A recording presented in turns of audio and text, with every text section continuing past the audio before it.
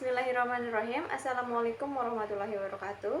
Perkenalkan, nama saya Nila Atika dengan NIM 2208060006 dari Prodi S1 Farmasi, akan mempresentasikan hasil proposal saya pada mata kuliah Metodologi Penelitian dengan dosen pengampu Bapak Imam Syaputra Yamim, SKM MEPIT. Langsung saja. Judul penelitian yang saya ambil yaitu metode pencegahan komplikasi hipotensi pasca anestesi spinal pada pasien Sectio sesera. Selanjutnya, latar belakang. Kemajuan teknologi membuat pelayanan kesehatan menjadi semakin berkembang, terutama dalam hal anestesi. Hipotensi merupakan komplikasi yang dapat terjadi pada pasien pasca spinal anestesi. Usia merupakan faktor yang dapat mempengaruhi terjadinya hipotensi. Pasien dengan usia lebih muda memiliki resiko lebih kecil mengalami hipotensi dibandingkan dengan pasien dengan usia yang lebih tua. Hipotensi pada anestesi spinal sangat dipengaruhi juga oleh posisi pasien.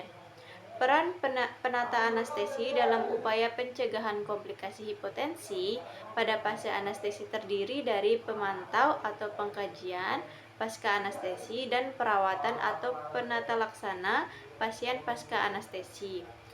Hipotensi yang tidak mendapatkan penanganan cepat dan tepat dapat menyebabkan terjadinya penurunan kesadaran, aspirasi pulmonal, depresi pernafasan, dan henti detak jantung.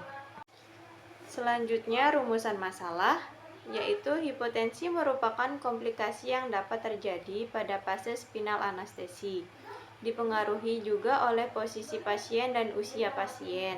Hipotensi yang tidak mendapatkan penanganan yang cepat dan tepat dapat menyebabkan terjadinya penurunan kesadaran, aspirasi fenomenal, depresi pernafasan, dan hentinya detak jantung.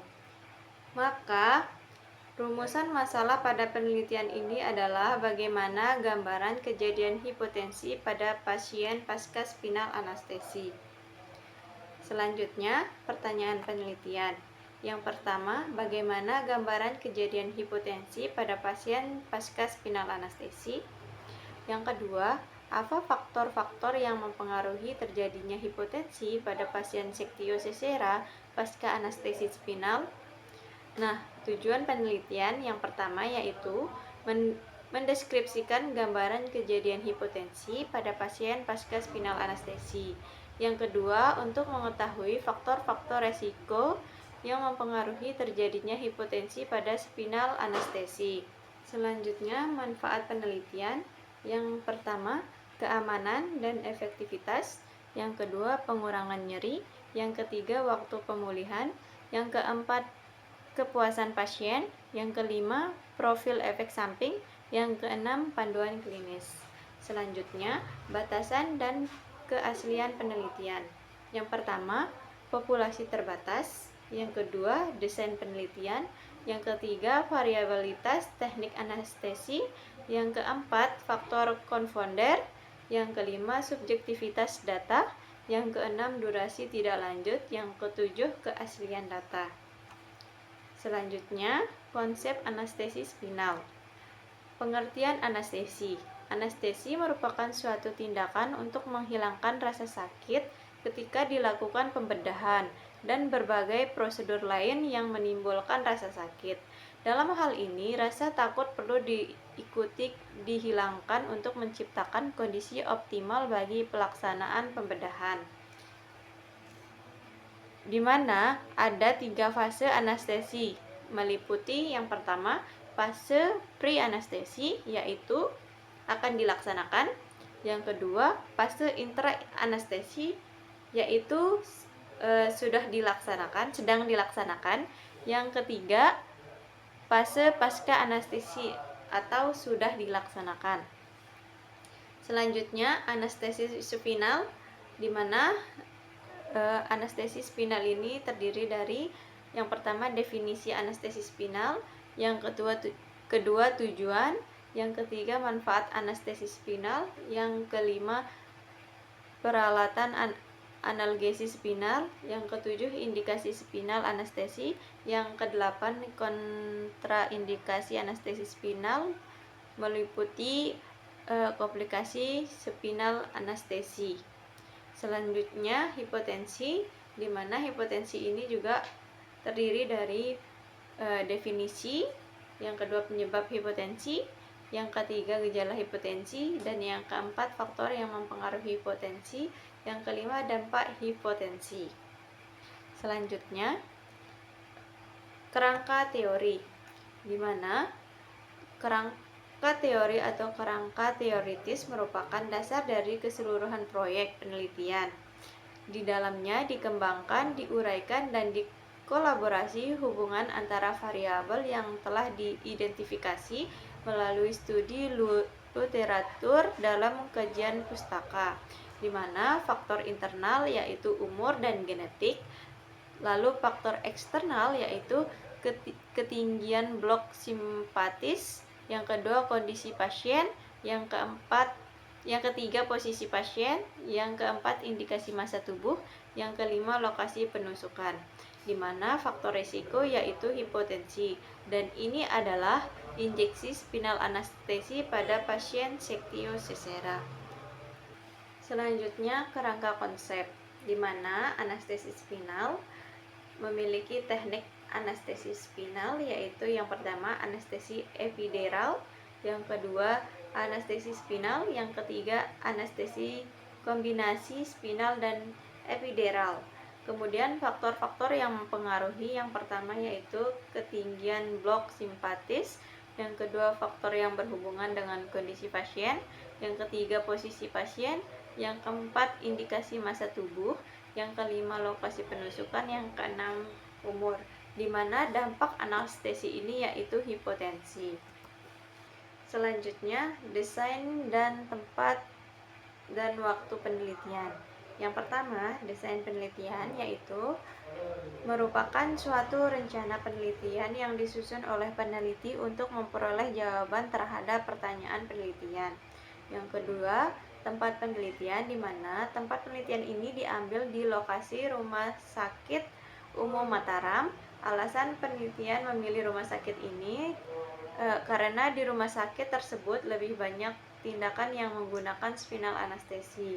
Yang kedua, waktu penelitian, di mana penelitian ini dilakukan mulai dari 13 November 2024 sampai dengan 14 Januari 2025.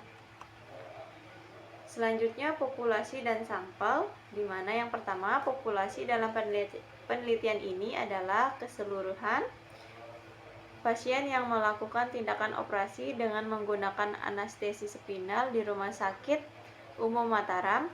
Jumlah populasi per bulan adalah 107 pasien. Selanjutnya yang kedua yaitu sampel, di mana kumpulan individu atau objek yang dapat diukur yang mewakili populasi. Dalam penelitian ini digunakan sampel pasien yang menjalani tindakan operasi dengan teknik spinal anestesi di Rumah Sakit Umum Mataram, di mana di sini kita mendapatkan 52 sampel.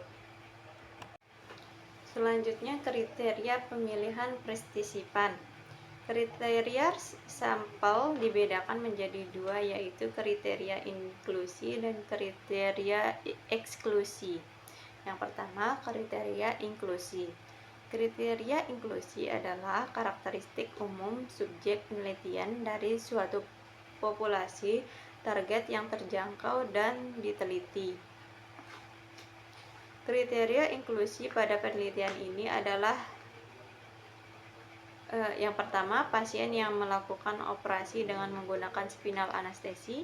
Yang kedua, usia pasien di atas 20-50 tahun. Yang ketiga, kesadaran compos mentis dan dapat berkomunikasi secara wajar.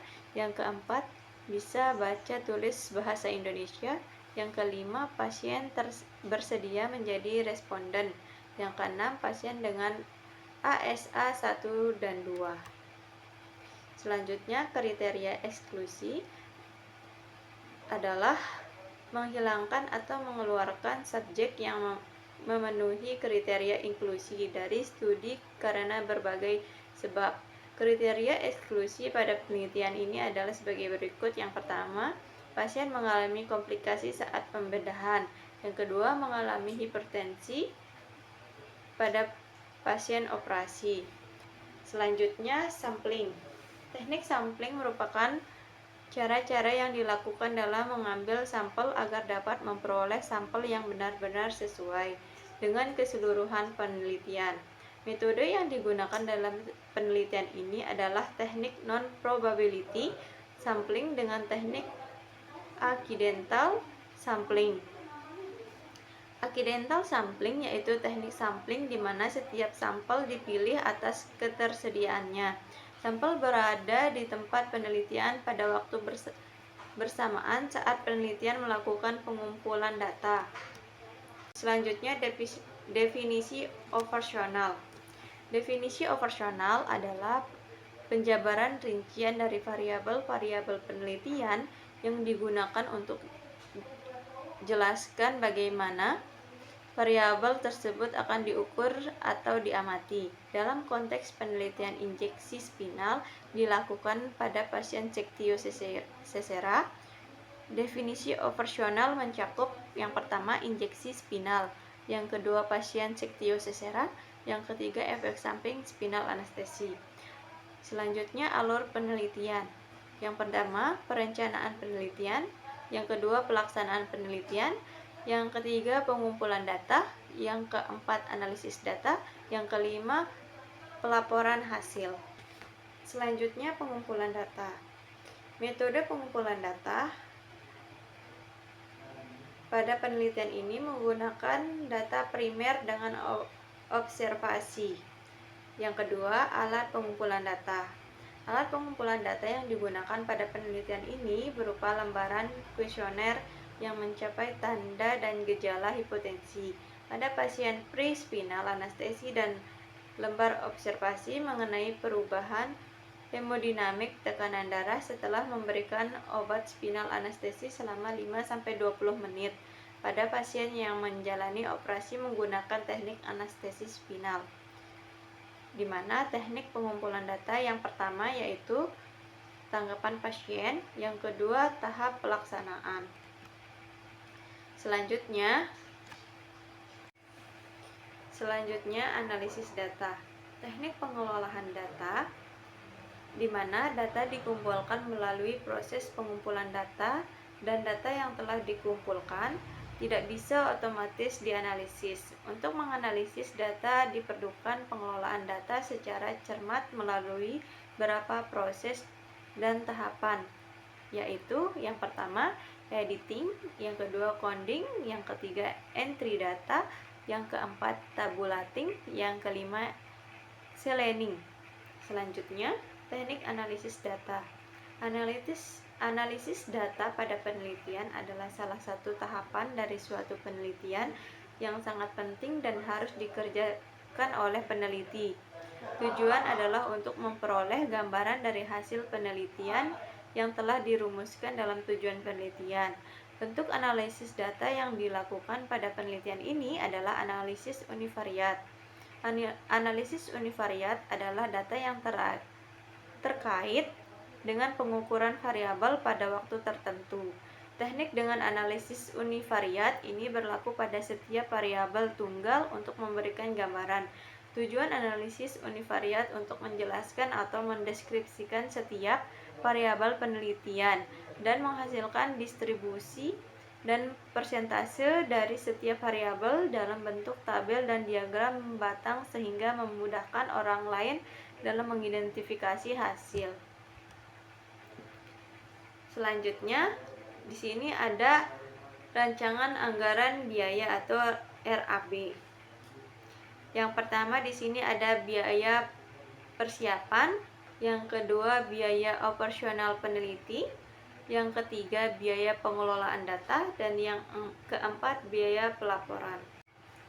Sekian yang bisa saya sampaikan, kurang lebihnya saya mohon maaf. Wabillahi taufiq wal hidayah. Wassalamualaikum warahmatullahi wabarakatuh.